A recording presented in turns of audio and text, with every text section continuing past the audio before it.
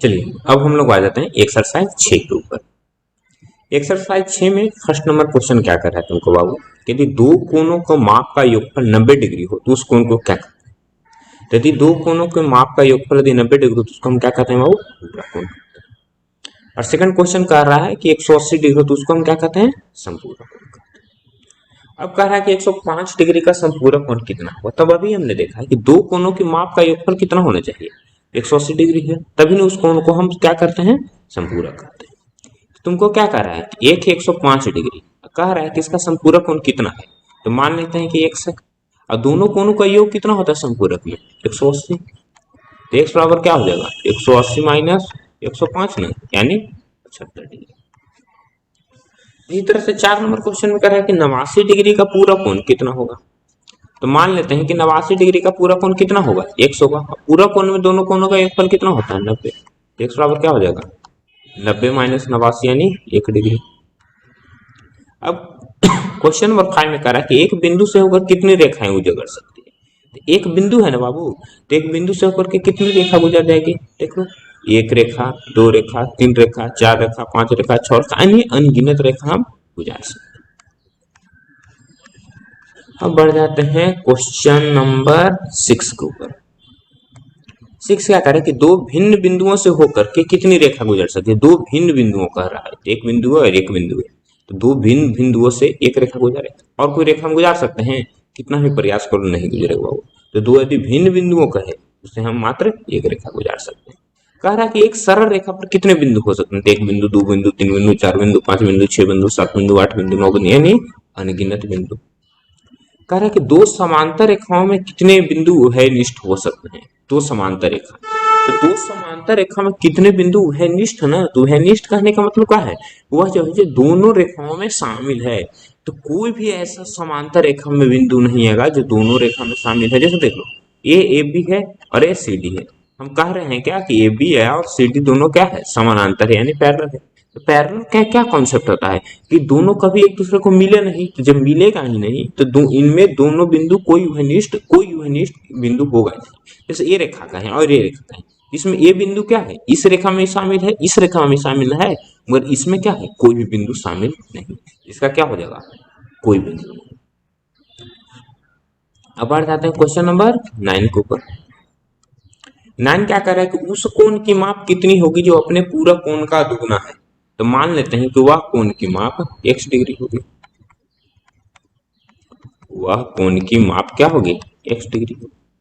अब जब हमने x डिग्री मान लिया है तो क्या कर रहा है कि वह अपने पूरा कोण का क्या है, दुगुना है। वह जो कोण है x है, ठीक है, वह क्या है, अपने पूरा कोण का क्या है, दो गुना है। ठीक है, चल तो हम इसको कुछ मान लेते हैं। सपोज कर लेते हैं कि यह जो है पाई है। तो ये हम जानते हैं कि ये दोनों कोण का योग कितना हो जाएगा, 90 डिग्री हो जाएगा। अब हमको क्या कह रहा है कि वह कोण की माप कितनी होगी जो पूरा कोण की माप है। तो वह कोण की माप कितना है, x है। और क्या कर रहा है कि पूरा कोण का क्या है, दोगुना है। तो पूरा कोण हमारा कितना आया है, कितना हमने ले लिया है, y ना, ऐसे लिख लेते हैं कि पूरा कोण बराबर क्या, y।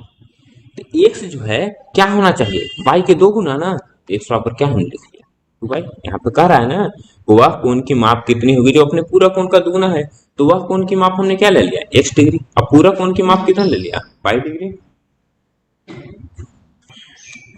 तो हमको क्या कर रहा था कि वह कोण के जो माप होगा वह क्या होगा, पूरा कोण का दो गुना होगा। तो पूरा कोण का दो गुना होगा, x का वैल्यू 2y है ना, तो मैं पुट कर देते हैं, तो 2y प्लस y बराबर 90, यानी 3y बराबर 90। तो y बराबर क्या हो गया, 30 डिग्री। x बराबर क्या हो जाएगा, 60 डिग्री। तो वह कोण की माप क्या है, x ना है, तो x का वैल्यू कितना हो गया, 60 डिग्री। सॉरी, x का वैल्यू कितना हो गया, 60 डिग्री। इसमें 9 नंबर में 10 में 10 नंबर क्वेश्चन पर आते हैं। 10 नंबर क्वेश्चन क्या कह रहा है कि वह कोण की माप कितनी होगी जो अपने संपूरा कोण के बराबर होगा। तो हम पहले कर लेते हैं कि वह कोण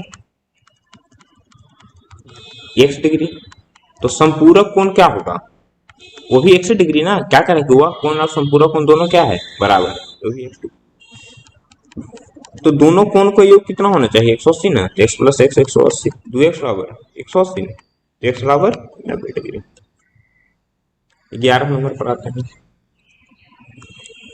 11 नंबर क्वेश्चन कह रहा है कि वह सभी रेखाएं जो एक ही बिंदु से होकर के गुजरती है, ठीक है, वह सभी रेखाएं जो एक ही बिंदु से सॉरी एक रेखा यानी सब जो है इसी बिंदु से होकर के गुजर रही है, तो वह कौन सी रेखा कहलाती है? तो सब एक ही बिंदु से न होकर के गुजर रहे बाबू, तो एक बिंदुगामी रेखा, ठीक है।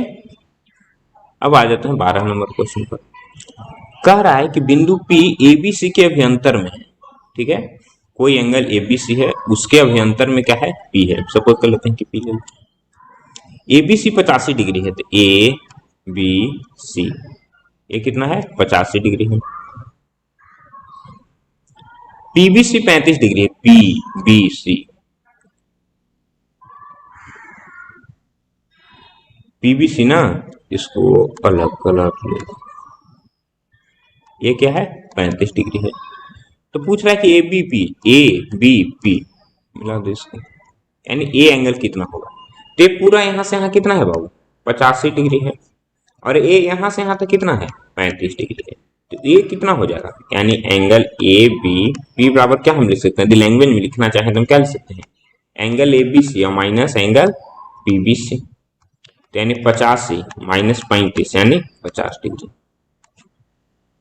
बढ़ते हैं नेक्स्ट क्वेश्चन।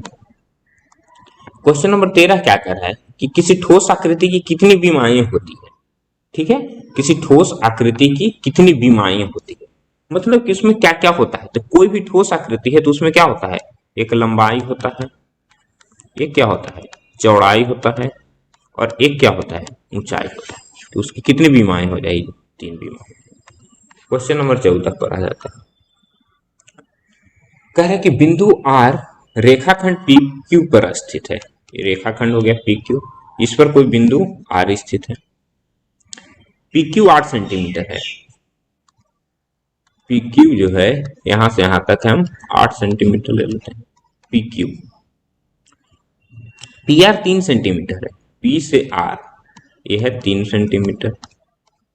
तो पूछ रहा है क्यू आर क्या होगा? तो क्यू से आर कितना हो जाएगा? 5 सेंटीमीटर बाबू। यहां से यहां तक क्या है? 8 सेंटीमीटर, जिसमें यहां से यहां तक हमको 3 सेंटीमीटर दे दिया ना, तो इस पॉइंट से लेकर इस पॉइंट तक क्या हो जाएगा? 8 माइनस 3 यानी 5 सेंटीमीटर। क्वेश्चन नंबर 15 क्या कर कि एक रेखा किसी समतल को कितने भागों में काटती है? एक समतल है, ठीक है, उसको एक रेखा जो है कितने भागों में काट रही है बाबू? ठीक है, जैसे हम ये समतल है, ठीक है, एक रेखा है, हम मान लेंगे समतल कोई पी क्यू है, एक रेखा हम ले लिए ए पी, इसको क्या करा है? एक पार्ट ए और एक पार्ट ए, दो भागों में काट रहा है बाबू।